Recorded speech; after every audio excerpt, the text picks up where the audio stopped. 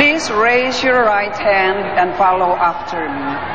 Ako, Si Benigno Aquino III, mataimtim kong pinanunumpaan, ay taimtim kong pinanunumpaan, natutuparin ko ng buong katapatan natutuparin ko ng buong katapatan at sigasig ang aking mga tungkulin at sigasig ang aking mga tungkulin bilang Pangulo ng Pilipinas, bilang Pangulo ng Pilipinas.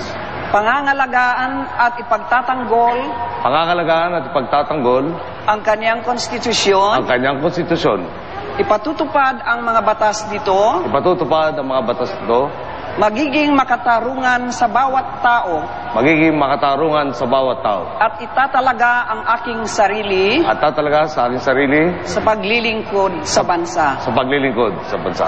Kasihan nawa ako ng Diyos. Kasiyahan nawa ako ng Diyos. Congratulations. Maraming salamat po.